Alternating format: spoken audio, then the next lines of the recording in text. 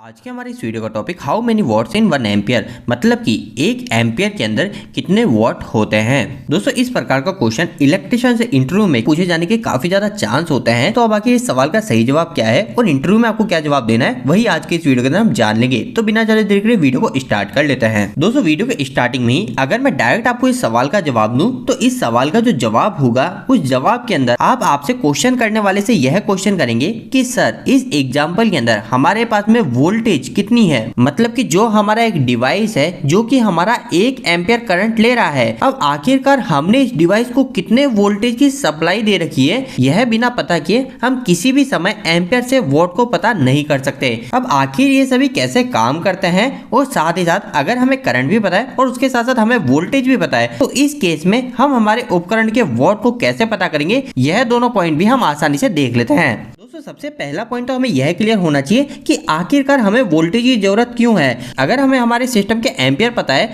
तो हम डायरेक्ट उसके वॉट क्यों नहीं निकाल पा रहे, हमें वोल्टेज की आवश्यकता क्यों है। तो छोटे सवाल का जवाब एक सिंपल से उदाहरण से आप समझ सकते हो।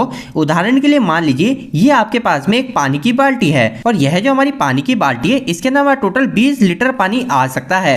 अब इतनी जानकारी देने के बाद में कोई आपसे आके क्वेश्चन करता है कि हमारी जो इस बाल्टी है, इस बाल्टी के अंदर एक पाइप की मदद से 1 लीटर पानी आ रहा है, तो अब आखिरकार यह बाल्टी हमारी फुल कितनी देर में भर जाएगी। तो दोस्तों इस सवाल के अंदर प्रॉब्लम क्या है, हम इस सवाल का आंसर निकाल सकते हैं या नहीं निकाल सकते। तो दोस्तों इसका जवाब हम नहीं निकाल सकते। क्यों नहीं निकाल सकते?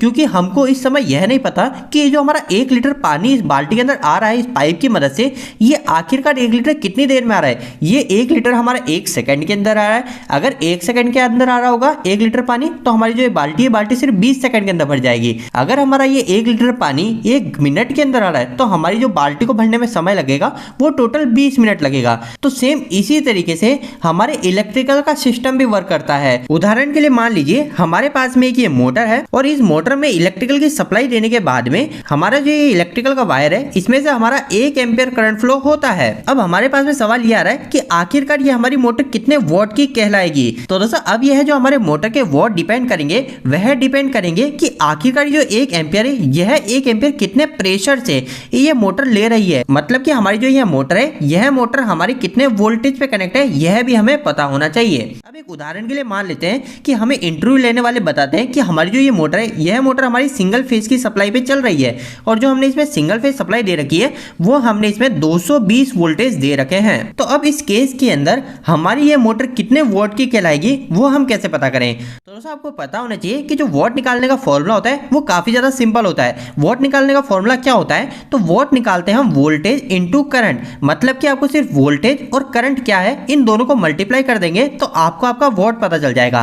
लेकिन दोस्तों यहाँ पर एक और पॉइंट का आपको ध्यान रखना है, यह एक पॉइंट आपके इस वीडियो के साथ साथ इलेक्ट्रिकल में सब जगह काम आने वाला है। आपको सिर्फ इतना ध्यान रखना है कि जब भी हम डीसी सिस्टम की बात करते हैं तो डीसी सिस्टम के अंदर अगर हमें वोल्ट पता करना है तो उसका फॉर्मूला काफी सिंपल है, सिर्फ हमें वोल्टेज और करंट को मल्टीप्लाई कर देना है। लेकिन वहीं अगर हम एसी सिस्टम की बात करते हैं तो एसी सिस्टम के अंदर अगर आपको वोल्ट पता करना है तो वहां पे हमें क्या करना होगा, वहां पे हमें वोल्टेज, करंट और साथ ही साथ में यहां पे हमें एक पावर फैक्टर को भी मल्टीप्लाई करना होगा। और दोस्तों यह हमने सिंगल फेज एसी सिस्टम की बात करी है, लेकिन अगर हमारे पास में कोई एग्जांपल आता है कि हमें 3 फेज एसी सिस्टम के वोल्ट को पता करना है तो उस समय हमें क्या करना पड़ेगा, तो उस समय हमें पास में जो वोल्टेज है इस वोल्टेज के अंदर हमें 1.732 का मल्टीप्लाई करना होगा। यह 1.732 क्या है, यह √3 की वैल्यू है। तो आपको ये √3 की जगह आप डायरेक्ट 1.732 याद रखिए, यह हमेशा फिक्स वैल्यू रहेगी।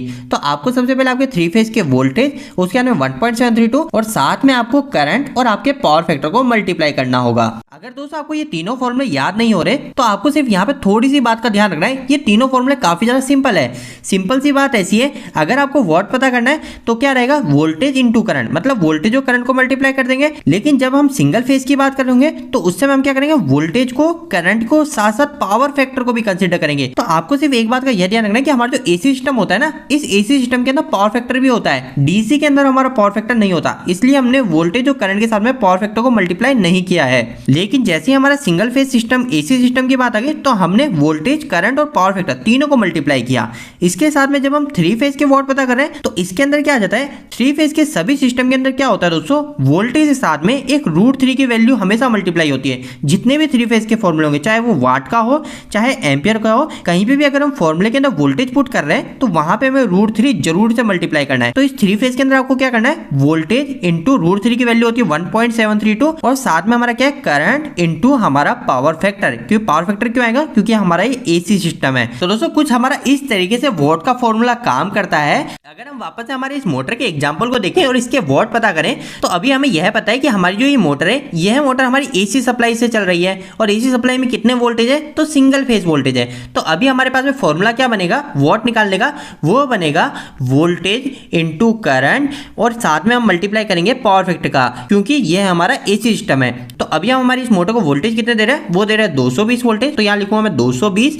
आगे क्या है, करंट, तो करंट हमारी मोटर ले रही है 1 एम्पियर और साथ ही साथ पावर फैक्टर। तो पावर फैक्टर हमारी सभी मोटर का अलग अलग होता है, लेकिन अभी हम उदाहरण के लिए 0.8 मान लेते हैं। तो जैसे ही हम इन तीनों को मल्टीप्लाई करते हैं तो हमारे पास में आता है 176 वॉट। मतलब कि हमारी यह मोटर अगर 1 एम्पियर करंट ले रही है तो यह हमारी 176 वॉट की है। लेकिन दोस्तों यहाँ पर इसे अच्छे से समझने के लिए एक और उदाहरण ले लीजिए कि अगर यही मोटर हमारी डीसी सप्लाई से चल रही होती है, अगर हम इसे 220 वोल्टेज ही देते और ये हमारी मोटर 1 एम्पियर ही लेती, लेकिन ये हमारी सिंगल फेज की बजाय हमारी डीसी सप्लाई होती, तो उस समय क्या होता, उस समय हमारी इस मोटर के वॉट कितने होते। तो ये भी काफी ज्यादा सिंपल है। डीसी के अगर हमें वॉट पता करना है तो क्या है, वोल्टेज इंटू करंट, सिर्फ इन दोनों को मल्टीप्लाई करना है। तो वोल्टेज है हमारे पास में 220 वोल्टेज और करंट हमारी मोटर ले रही है 1 एम्पियर करंट। तो 220 इंटू 1 करूंगा तो यहाँ पे मेरे पास में आ जाएंगे 220 वॉट। तो अब इन दोनों के बीच में आप डायरेक्ट अंतर देख सकते हो, दोनों ही केस में हमारी मोटर 1 एम्पियर ही करंट ले रही है और हम वोल्टेज भी दोनों केस में 220 ही दे रहे हैं। लेकिन सिंगल फेज में पावर फैक्टर मल्टीप्लाई होने के कारण हमारे मोटर के जो वॉट है वो वाट 176 आ गए, जबकि हमारे डीसी सिस्टम के अंदर पावर फैक्टर नहीं होता है। तो इसकी वजह से हमारे मोटर के वॉट 220 वॉट आते हैं। तो दोस्तों उम्मीद है आपको इस वीडियो के माध्यम से इस सवाल का जवाब पूरी तरीके से क्लियर हो गया होगा। आपको यह वीडियो कैसा लगा, इस वीडियो को लाइक करके जरूर बताएं। अगर आपका कोई भी सवाल इस वीडियो के प्रति या फिर इलेक्ट्रिकल आप मुझे नीचे कमेंट बॉक्स में कमेंट करके पूछ सकते हैं। इलेक्ट्रिकल वीडियो आप मुझे पसंद करते हैं, आज हमारे चैनल को सब्सक्राइब कर लीजिए। आज के लिए इतना ही, धन्यवाद।